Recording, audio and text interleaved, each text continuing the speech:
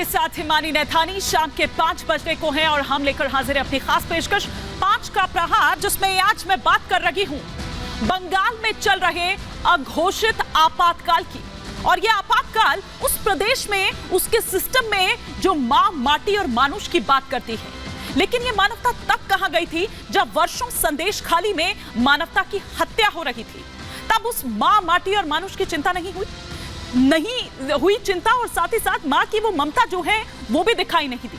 और दिखाई देगी भी कैसे, क्योंकि दीदी को तो महिलाओं के साथ जो उत्पीड़न हुआ, जो अत्याचार हुआ, वो तो नौटंकी लगती है। उन्हें महिलाओं के साथ यौन उत्पीड़न हुआ, उसके सबूत चाहिए। यही कारण है कि यौन उत्पीड़न को साबित करने के लिए महिलाओं से मेडिकल रिपोर्ट तक मांगी जाती है।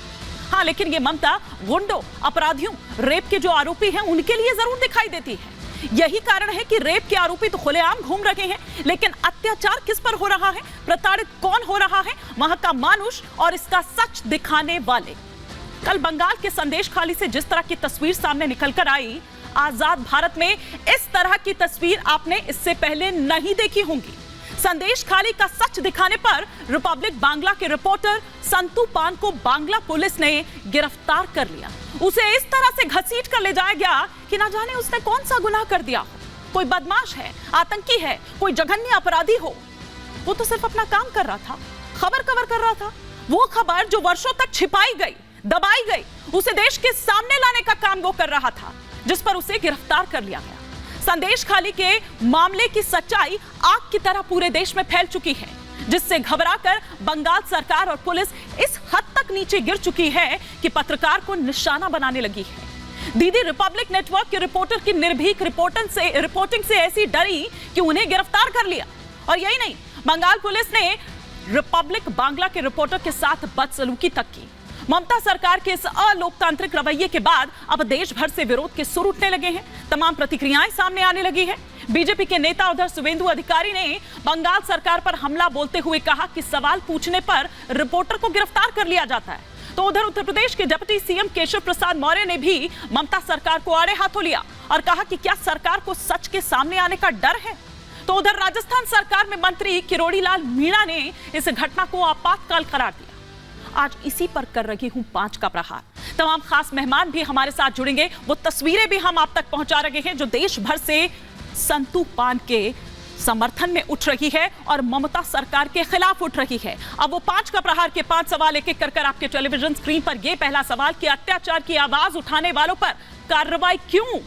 दूसरा सवाल ये कि ममता के संरक्षण की वजह से क्या आजाद घूम रहा है अभी तक शाहजहां शेख? तीसरा सवाल ये कि मीडिया को चुप कराने से क्या महिलाओं को इंसाफ मिल जाएगा? चौथा सवाल जो आपकी स्क्रीन पर आ रहा है वो ये कि सच छिपाने के लिए गुंडागर्दी पर उतर जाएगी क्या टीएमसी सरकार? पांचवा और अंतिम सवाल ये कि बंगाल की टीएमसी सरकार को क्या लोकतंत्र में विश्वास नहीं है? ये वो 5 सवाल जिसके इर्द गिर्द आज हमारी ये चर्चा रहने वाली है। लेकिन उससे पहले आपको दिखाती हूं एक रिपोर्ट।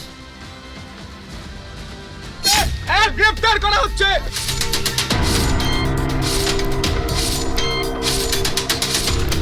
আপনারা প্রতিবাদ করুন, গণতন্ত্রকে এইভাবে হত্যা করা যাবে না। রিপাবলিক বাংলা কথা বল।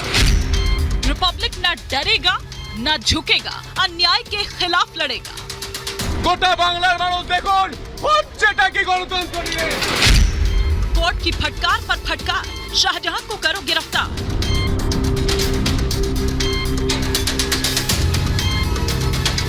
पश्चिम बंगाल में ममता बनर्जी के नेताओं के काले कारनामों को उजागर करने वाले रिपब्लिक बांग्ला के पत्रकार संतू पान को पुलिस ने गिरफ्तार कर लिया।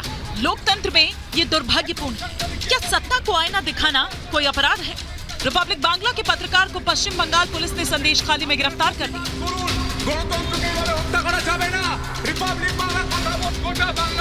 उनका कसूर क्या था?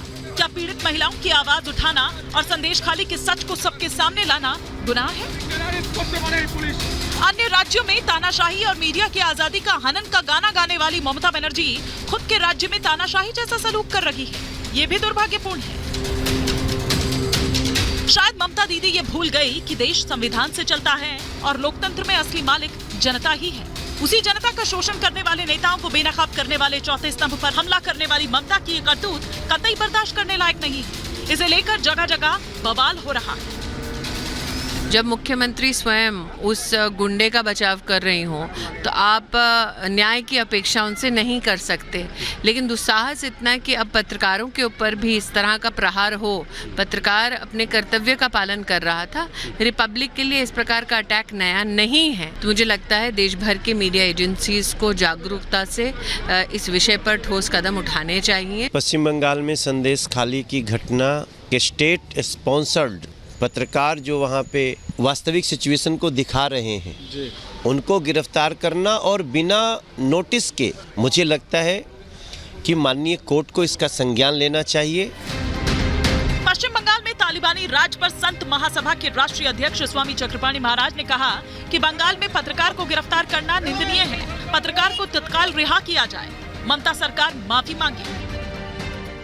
पश्चिम बंगाल की ममता बनर्जी सरकार में ऐसा लग रहा है कि वहां लोकतंत्र है ही नहीं है, वहां पे तालिबानी राज्य चल रहा है।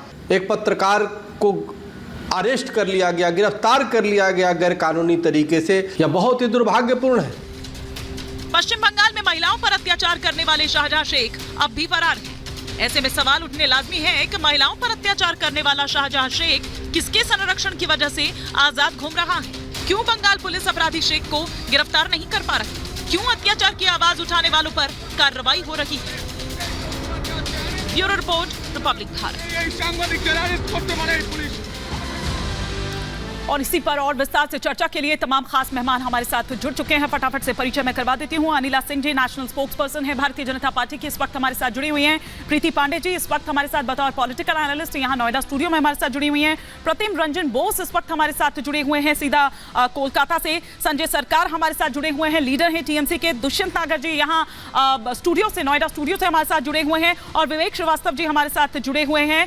लेकिन सबसे पहले मैं एक बार ग्राउंड पर रुक करना चाहूंगी। मेरी सहयोगी श्वेता त्रिपाठी जो लगातार इतने दिनों से वो पल पल की जानकारी, पल पल की रिपोर्ट आप तक पहुंचा रही हैं। श्वेता, कस्टडी तो मांग ली गई, लेकिन अब तक ये नहीं बताया गया कि संतू का कसूर क्या था और क्या ऐसा जानना चाह रही है। जो 10 दिन की कस्टडी की मांग की गई थी, वो अलग बात है कि कोर्ट ने 3 दिन की दी।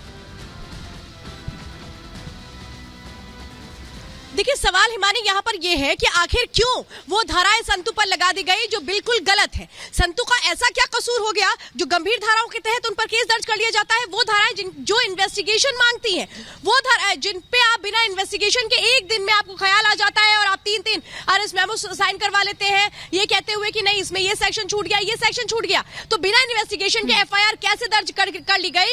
ये हमारे जो बांग्ला के रिपोर्टर है इनके खिलाफ सवाल ये उठता है कि जो पूरा का पूरा रवैया पुलिस का था वो तानाशाहपूर्ण रवैया था। जिस तरीके से हमारे रिपोर्टर को पकड़ा जाता है, उनको फेरी से उतारा जाता है और उसके बाद उनको अरेस्ट कर लिया जाता है, चारों तरफ से पुलिस ने घेरा बनाया होता है, ये नजर आता है कि कितना डर है ममता सरकार में कि अब तो सच सामने आ चुका है, लेकिन अभी भी बहुत कुछ ऐसा है उसको दबा लिया जाए, ये जितने रिपोर्टर्स हैं इनकी आवाज को कुचल दिया जाए, मीडिया को अपने कब्जे में ले लिया जाए। ये माइंडसेट आप समझिए क्या माइंडसेट है बंगाल की ममता सरकार का। एक ही माइंडसेट है, डराओ और राज करो। ये हमेशा बंगाल का एक तरीके से जब से ममता बनर्जी आई है तब से जाना जाता रहा है। संदेश खाली में क्या होता रहा? महिलाओं को डराया जाता रहा शेख जहां की तरफ से, और वो जो शख्स है वो खुलेआम घूम रहा है। वहां के जो लोग हैं वो ये कह रहे हैं कि क्यों नहीं अरेस्टिंग हो जाती है, क्यों नहीं एक तरीके से उनकी सुनवाई होती है। समझिए हिमानी, 13 सालों से महिलाएं परेशान हो रही थी, महिलाएं रो रही थी, हर दिन उनके साथ जो हो रहा था बिल्कुल। और उन महिलाओं की आवाज जब रिपब्लिक उजागर कर रहा था, वो अत्याचार, वो यातनाएं जो वो महिलाएं झेल रही थी, जब उन्हें बताया गया